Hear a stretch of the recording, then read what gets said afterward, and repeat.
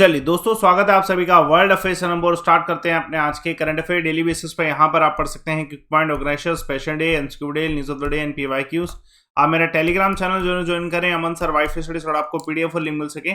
और daily basis पर अगर आप 6 AM पर रेगुलर पढ़ेंगे तो तभी आपको और ज्यादा बेनिफिट होगा। तो आपको ये वीडियो सेक्शन में भी मिलता है वीडियो, टेलीग्राम चैनल पर भी रेगुलर जरूर देखें। पहला क्वेश्चन आप सभी के सामने, कौन सी ऑर्गेनाइजेशन है जिसने रिसेंटली सक्सेसफुली टेस्ट फायर किया है man portable anti tank guided missile? तो ये ऑब्वियसली डीआरडीओ के द्वारा किया गया है। तो डीआरडीओ के द्वारा ये किया गया, defence research and development organisation के द्वारा फ्लाइट टेस्ट किया गया man portable anti tank guided missile. ठीक है, ये इंडिजियसली डेवलप किया गया है। ठीक है, लो वेट है और fire and forget missile system है। इंपॉर्टेंट क्वेश्चन आ सकता है। और ये किसी भी टारगेट को जो है जो डेजिग्नेटेड टारगेट है उसको डिस्ट्रॉय करने के लिए कैपेबल है। ठीक है, जो इसका एक इम्पैक्ट है वो टेस्ट फायर के समय जो है कैप्चर भी किया गया और उसको वैलिडेट भी किया गया कि मिनिमम रेंज पे ये सक्सेसफुली वर्क कर रहा है। ठीक है, अगर रेंज देखी जाए इस मिसाइल की तो 2.5 किलोमीटर के अराउंड जो है इसकी जो है टेस्ट रेंज है, जो है कंसिस्टेंस परफॉर्मेंस के साथ इसकी जो है अपडेट की गई है। और जो हमारे भारत के डिफेंस मिनिस्टर राजनाथ सिंह जी की, उनके द्वारा जो है डीआरडीओ को कॉन्ग्रेचुलेट भी किया है इसको लेके कि हम आत्मनिर्भर भारत की ओर जो है बढ़ रहे हैं। टेक्नोलॉजी की जब बात आती है, डिफेंस सिस्टम डेवलपमेंट की जब बात आती है। देखिए, दूसरा क्वेश्चन आप सभी के सामने, हाल फिलहाल में कौन सी ऑर्गेनाइजेशन है जिन्होंने ये एग्री किया है कि ये अपनी वर्ल्ड हेरिटेज साइट में, जो उसकी वेबसाइट है उसमें हिंदी में डिस्क्रिप्शन लिखेंगे इंडिया की वर्ल्ड हेरिटेज साइट जितनी भी है। तो ये यूनेस्को ने किया है। डेफिनेटली ये अभी आप सभी जानते हैं कि फिलहाल में जो है हिंदी दिवस बनाया गया था, वर्ल्ड हिंदी दिवस। तो उसी के दौरान जो है एक तरीके से प्रपोजल रखा गया था और उस प्रपोजल को एक्सेप्ट किया गया। तो जो परमानेंट डेलीगेशन है इंडिया की, अब उन्होंने अनाउंस किया है कि वर्ल्ड हिंदी डे के बाद इस चीज़ को एक्सेप्ट किया गया। Director of world heritage centre जो है यूनेस्को के, उनके द्वारा इस चीज़ को एक्सेप्ट किया गया कि ये अपने भारत के जितने भी जो हेरिटेज सेंटर्स हैं उन सभी को जो अपनी वेबसाइट पे है हिंदी में डिस्क्राइब करेंगे। तो डेट विल बी यूनिक। ये एक तरीके से प्रमोशन होगा हमारी हिंदी भाषा का पूरी दुनिया भर में, है ना। और हमारे भारत में भी जैसे हिंदी दिवस को बहुत अच्छे से प्रमोट किया जाता है और पूरी दुनिया भर में। ठीक है, उसके कुछ उदाहरण ऐसे भी कह सकते हैं कि हिंदी लैंग्वेज को 670 एजुकेशन इंस्टीट्यूशन में 100 कंट्रीज में जो है, ठीक है, पढ़ाया जाता है। और हाल फिलहाल में हमारी जो गवर्नमेंट है उसने 50 चेयर्स करे हैं, जो उसमें से 13 हिंदी चेयर्स हैं। ठीक है, ऑल ओवर द यूनिवर्सिटी जितनी भी अब्रोड में है ना, टू प्रमोट द कल्चर। एक और क्वेश्चन देखिए, महत्वपूर्ण सवाल आप सभी के सामने। एक कौन से यूनियन मिनिस्टर हैं जिन्होंने हाल फिलहाल में लॉन्च किया आर्टिफिशियल इंटेलिजेंस ड्राइवन स्टार्टअप, जो कि एक भारत के ही IIT एलुमनी है, उनके द्वारा स्टार्ट किया गया वाटर प्योरिफिकेशन के लिए। ठीक है, तो ये डॉक्टर जितेंद्र सिंह जी के द्वारा। देखिए, आप सभी जानते हैं डॉक्टर जितेंद्र सिंह हमारे देश के जो है union minister of state independent charge के साथ है साइंस एंड टेक्नोलॉजी में। Earth science and PMO personal, ये सब जो है अथॉरिटीज इन्हीं के पास है। अभी इन्होंने ये जो आर्टिफिशियल इंटेलिजेंस ड्रिवन स्टार्टअप जो है इसे लॉन्च किया है। ये भारत की एक IIT एलुमनी ने स्टार्ट किया है। ठीक है, और इन पे क्वेश्चन ये इस तरीके का आ सकता है कि कौन सी कंपनी है। तो ये गुरुग्राम बेस्ड कंपनी है जिनका जो पेटेंट सिस्टम है, ठीक, कैलरॉइन के नाम से है। ठीक है, जो कि आर्टिफिशियल इंटेलिजेंस कंसेप्ट को यूज करते हैं, जिससे जो प्यूरिफिकेशन सिस्टम है ना वो अपने ब्रेकेज को जो है प्रिडिक्ट कर लेता है। अगर जैसे वाटर सिस्टम है, अगर ब्रेकेज को प्रिडिक्ट करे, डेफिनेटली उसको जो है रिपेयर करना आसान हो जाएगा। तो जो है रिमोटली मैनेज कर सकते हैं, अपडेट कर सकते हैं, रिपेयर कर सकते हैं रियल टाइम में, जिससे वाटर प्यूरिफिकेशन के साथ कोई भी तरीके का जो है, ठीक है, दिक्कत नहीं होगी। तो हेल्थी वाटर जो है हर एक जगह प्रोवाइड हो सकता है। और इससे एक चीज़ और निकल के आएगी, इस इनोवेशन से ये भी पॉसिबल हो पाएगी, जो प्योरीफाइड वाटर है उसकी जो कॉस्ट है वो 25 पैसा पर लीटर जो है वो भी जो है कम होने वाली है।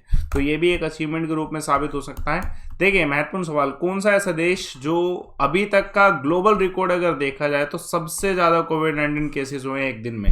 तो ये अमेरिका में ही बढ़ता जा रहा है। अमेरिका का ये अभी रिकॉर्ड ब्रेकिंग है ऑल ओवर द वर्ल्ड कि एक दिन में 1.35 मिलियन कोविड-19 केसेस हो गए USA में। ठीक है, जो मतलब हाईएस्ट हैं in the world, in the all the countries जितनी भी हैं। और अगर ऑन एन एवरेज भी देखा जाए तो अमेरिका में जो है 7 लाख के अराउंड केसेस जो है पर डे इन्फेक्शन के आ रहे हैं। ठीक है, लास्ट वीक को अगर देखा जाए, और 3 जनवरी को ये 1.03 मिलियन के आसपास था।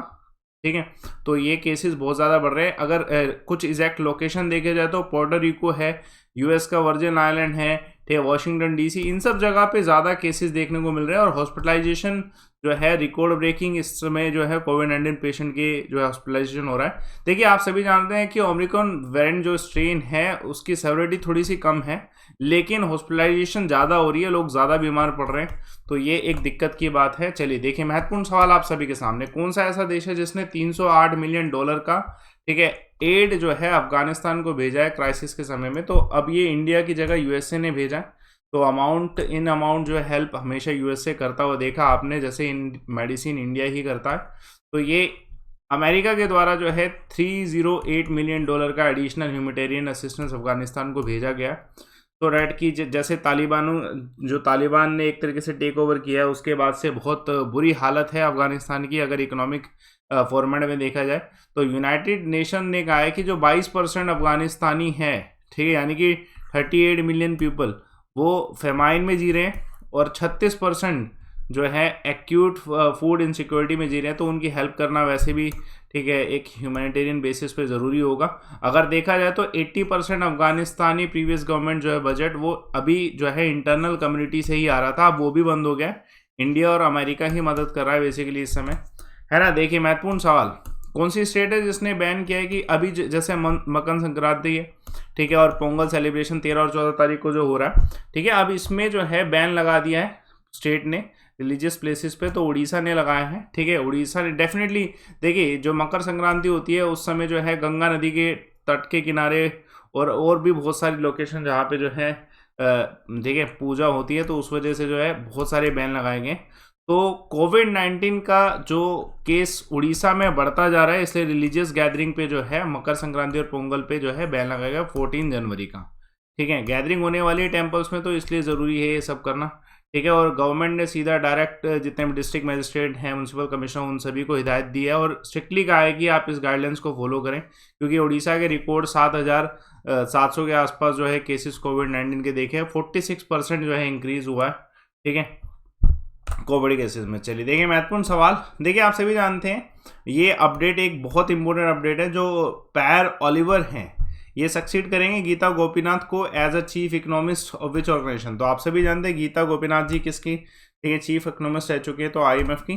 तो अब ये जो फ्रेंच बोर्न पर्सन है, ठीक है, इकोनॉमिस्ट इंटरनेशनल मॉनेटरी फंड के जो है फ्रेंच बोर्न पर्सन, जो कि यूनिवर्सिटी ऑफ कैलिफोर्निया से पढ़े हुए हैं, ठीक है, इकोनॉमिस्ट हैं, ठीक है। अब ये नेक्स्ट चीफ इकोनॉमिस्ट बनेंगे, ठीक है। इससे पहले इंडियन ओरिजिन गीता गोपीनाथ थी, ठीक है। आपको ये भी पता होगा कि जो गीता गोपीनाथ जी हैं ये first deputy managing director appoint की हैं IMF की, ये भी इंपॉर्टेंट है, इस पर भी क्वेश्चन आ सकता है। US नेशनल है, इंडियन ओरिजिन है इनका, ठीक है।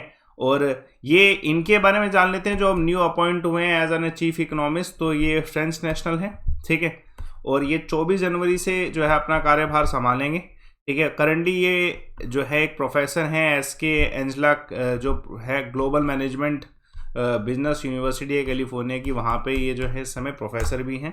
चलिए देखिए महत्वपूर्ण सवाल, ठीक है, कौन सा देश है जिसने हाल फिलहाल में अपने पासपोर्ट रैंकिंग में इंप्रूवमेंट लाया है, ठीक है, 90 से, ठीक है, 83 पे आए, तो डेफिनेटली इंडिया आया है, ठीक है। ऐसा नहीं कि इंडिया पहले कभी इस रैंक पे आया नहीं, इंडिया बहुत पहले 2016 और इन सब ईयर्स में जो है इसी रैंक पे था। तो इंडिया ने अब इम्प्रूव किया अपने क्वार्टर में कि अब इंडिया जो है 83rd पोजीशन पे है हेनले पासपोर्ट इंडेक्स में, ठीक है। लास्ट ईयर जो है इंडिया की रैंक जो है 90th थी, ठीक है। तो ये मतलब एक तरीके से क्लाइम किया है इंडिया ने, 7 प्लेस क्लाइम किया है। 2016 की बात करी जाए, 2020 की बात करी जाए, तो ये सब रैंकिंग आप सभी के सामने 84, 85।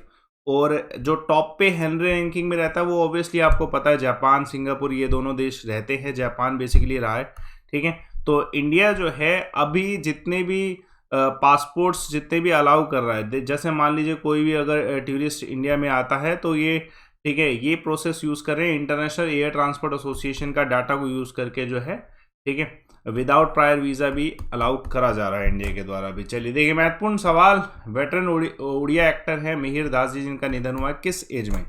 तो एज 63 है, इंपॉर्टेंट क्वेश्चन है, ठीक है, फेमस नाम रहा है, ठीक है, उड़िया फिल्म एक्टर थे मिहिर दास जी, ठीक है, जिनकी एज 63 की एज में इनका निधन हुआ है। ट्रीटमेंट चल रहा था इनका कटक के एक हॉस्पिटल में। और ठीक है, इनका जन्म जो है, ठीक है, परिपादा टाउन में हुआ था, मयूरभंज में, 17 फरवरी 1959।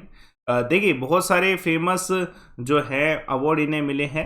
ये वेक्टर एक्टर जो है इनको बेस्ट एक्टर अवार्ड दिया गया था स्टेट गवर्नमेंट के द्वारा, ठीक है। इनकी मूवी थी लक्ष्मी प्रतिमा, इसके लिए 1998 में, और फेरियो मोसुना, ठीक है, 2005 में। तो 2 बार इन्हें जो है स्टेट के द्वारा बेस्ट एक्टर अवार्ड भी दिया गया। इनकी जो है घरस जीवन की बात करें जाए तो इनका जो विवाह हुआ था, ठीक है, एक फेमस सिंगर है उनके साथ हुआ था जिनका निधन भी 2010 में हो गया था, ठीक है। इतना ही जानना है। चलिए देखिए बहुत महत्वपूर्ण सवाल, कौन सा कंट्री है जिसने लॉन्च किया एक लग्जरी ट्रेन सर्विसेज जाफना से लेके, मतलब अपने ही कंट्री में, with the help of India, ठीक है। तो ये श्रीलंका ने किया है। देखिए अभी बहुत सारे टाइप इंडिया और श्रीलंका के बीच में हुआ है, तो श्रीलंका ने लॉन्च किया एक लग्जरी ट्रेन जो कि कनेक्ट करेगा तमिल डोमिनेटेड जाफना डिस्ट्रिक्ट को किससे, कैपिटल सिटी कोलंबो से, ठीक है। और ये इंडिया के लाइन ऑफ क्रेडिट हेल्प जो है उसकी वजह से ही पूरा हो पाया, इस बायोलेटरल टाइज की वजह से। तो इंडिया ने इसमें जो बेसिकली क्या किया है, एसी डिजिटल जो डीजल मल्टीपल यूनिट्स हैं ये प्रोवाइड किए हैं लोन फैसिलिटी के अंडर,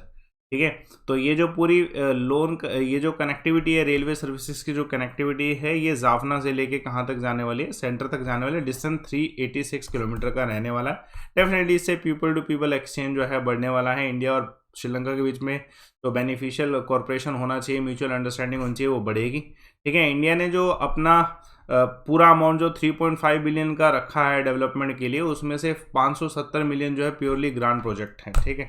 देखिए महत्वपूर्ण सवाल बहुत इंपॉर्टेंट है, कौन सी स्टेट ने रिवाइज किया अपना नाइट कर्फ्यू टाइमिंग, तो डेफिनेटली उत्तराखंड ने की है। उत्तराखंड ने क्यों की है, क्योंकि अभी जैसा जो फेस्ट मैंने अभी आपको बताया उसके चलते जो है बहुत सारी चीज़ें होने वाली है रिलीजियस रूप में, उसकी वजह से ये किया गया है। तो उत्तराखंड ने ये स्प्रेड किया कि अब 10 से 10 PM से लेके 6 AM होगा, ठीक है, इंस्टीड ऑफ 10 PM से 5 AM।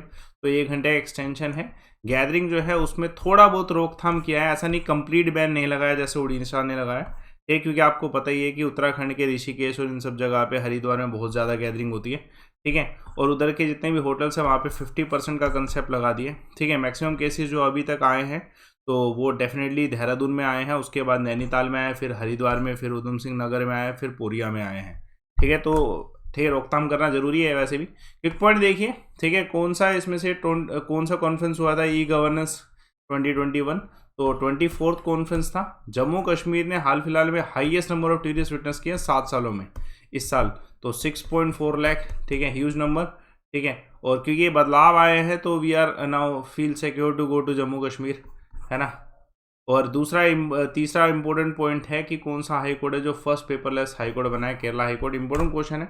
देखिए कल मैंने एक आपसे सवाल पूछा था कि इंडियन नेशनल एसोसिएशन की स्थापना जो 1876 में हुई वो कलकत्ता में जो हुई है वो किसके द्वारा की गई, तो नव्या नायर के द्वारा। आंसर परफेक्ट दिया गया, पूरा डिटेल है, ठीक है, क्रिस्टल क्लियर डिटेल है, तो ये इसलिए मैंने नाम लिखा है, ठीक है। तो ये आंसर इसका क्या, आनंद मोहन बोस इसका आंसर है। आज का सवाल देखिए, डिटेल अच्छे से बताया करो, ठीक है, कमेंट बॉक्स पे डिटेल में बताएं इसे, ठीक है।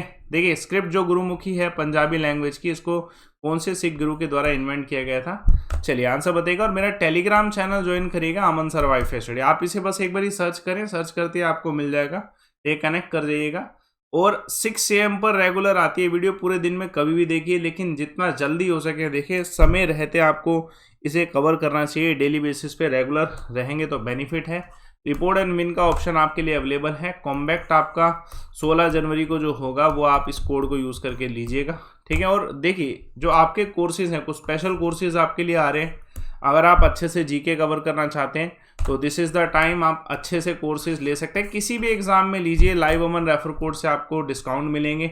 इसका लिंक मैं डिस्क्रिप्शन बॉक्स में डाल रहा हूँ सो डैट आपके लिए ईजी हो जाए, ठीक है। लिंक लिखा हुआ है सब्सक्रिप्शन लिंक, ठीक है, तो आपको डिस्क्रिप्शन बॉक्स में मिल रहा है, कमेंट बॉक्स पे भी ये लिंक मिल रहा है, तो आप उसे रेफर कोड लाइव अमन को यूज़ करके आप यूटिलाइज कर लीजिएगा, ठीक है। बाकी आप सेशन को लाइक करिए, शेयर करिए, चैनल को सब्सक्राइब करिए। Thanks a lot for watching.